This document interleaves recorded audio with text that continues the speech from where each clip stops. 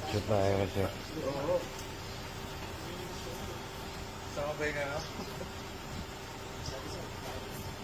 Sir, thank you very much, sir. Thank you. Thank you, sir. Get tayo Thank you, sir. mamaya. Sige, sir. Sige Punta pa. lang kayo sa shop, sir. Drop lang kayo. Sige, sige. Ingat, ingat. Sa Sarman lang. Init.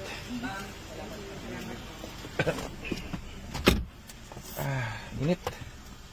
Ayup. Susunog ka talaga, pare. Okay, so tayo. Babay na lang kayo, sir. Napakainit. Napaka-ginit. Biyahe na tayo pabalik ng shop. Good deal. Nakuha naman natin yung gustong price ni sir. So, okay na. Very good. Then, ano pa ba? Sa kanila naman nakapangalan to. So, dadaan siya mamaya sa shop kasi kukuhanin niya raw yung headlight, yung stock. Kailangan kasi namin yung bulb ng headlight nito.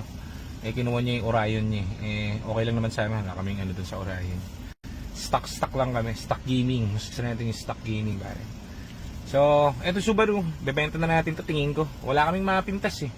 Ang ganda. So, pinapatagal namin dito. May mga umaawit na dito. Kaso lang, sabi ko, sandali lang. Pagka ganyang kakabili lang, painitin nyo sa amin. Para sa amin ang problem, di ba? Kailangan ganun. Maya, ibilin mo yan. Tapos may problem pala surprise. Ikaw pa yung masurprise. So, di tayo na yung summer price. Di ba? Mga kapatid. So, problema dito, napakaliit na itong skinita nito ko sir. Ganda malakbo na ito. Oh, ang bango pa, amoy amoy may rosas eh. May hindi ko maintindihan, basta mabango. Mabango siya. May pinipig. So, uwi na tayo. Successful, dalawang EcoSport na new look restock dahil may release tayo ngayong week. Isang pula at isang blue na ganito na new look. Medyo tumagal yun at may mga request yung client natin doon at talaga naman pinagpagura namin dahil